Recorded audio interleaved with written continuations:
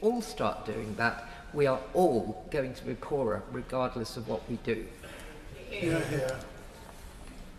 My Lords, I rise to speak to Amendment 103, which was laid in July but has only risen to the top today. Now, the aim of this amendment is really simple, although I must congratulate the Public Bill Office for making it also comprehensive. And comprehensive is the appropriate word here in the week that so many people have gone back to school after the summer holidays. Because if this amendment is accepted, there'll be quite a few people in government who might find themselves returning to their alma maters.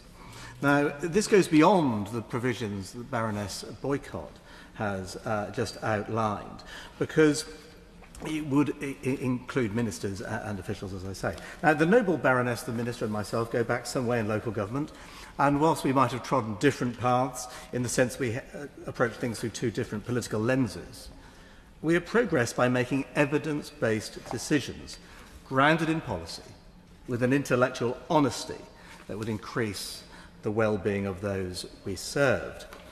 And, my Lordships, I want to make the distinction between the different sorts of decisions that we take in local government. Some decisions are political, some are part of an executive function, sometimes we make decisions within the scrutiny function. But when it comes to planning or licensing, we make quasi-judicial decisions. These are the decisions that carry the weight of law. So when you make them, you need to be clear that you're acting within the law. Now, both the noble lady and myself, I know, received training in the fulfilment of our quasi-judicial duties in our own councils. And I don't know of another authority where such training isn't mandatory, although we can probably both think of some places where it may be less rigorous than others. But Clause 50 of this bill recognises the importance of those that take these quasi-judicial decisions, but doesn't really explain clearly, in my view, that those are the decisions that are taken in the exercise of powers, functions or decisions by objectively determining facts, applying relevant laws and providing due process to the parties. So I really welcome the principle of the mandatory training and put the existing best practices on a statutory footing, and look forward to the regulations that will prescribe what knowledge and skills will be required in order to pass judgment. Now, I have observed planning committees where the members resolve to go against a recommendation and then look to the officials for some sort of to confect some reason to justify them, and that shouldn't happen. And if the training gives members a stronger policy grounding in which to make contrary decisions, where it is the right thing to do, well, that's the right thing to do. And I'm bound to say that this bill has a touching faith in the independence of some officials, as if they don't bring their own prejudices to the task, and too often, in my experience, wider officialdom tries to play the veto card to advance their own organisation's narrow private interests. So we need to empower councillors and mayors to see the whole picture, and where justified, cut through the treacle. And that's the way to get Britain building. And the training will help here. But beyond the determination of planning applications, the planning function also includes the establishment of planning policy via local plan, the ground rules within which decisions are made in due course. And I have formulated 3 local plans, and it's a skill set that is not taught, and it should be part of the syllabus.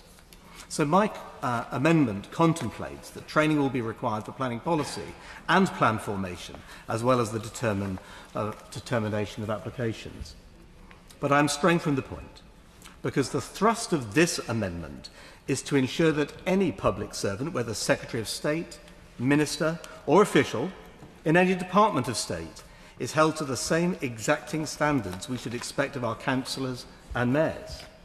This amendment goes beyond the noble Baroness Lady Boycott and encompasses those ministers and officials, whether it's MHCLG for planning, DEFRA for land use, DCMS for cultural and the listed buildings, my noble friend Lord Parkinson, who isn't in his place, so eloquently put earlier, and of course DESNES for solar, or especially in the Treasury, where they seem to be making planning policy on the hoof.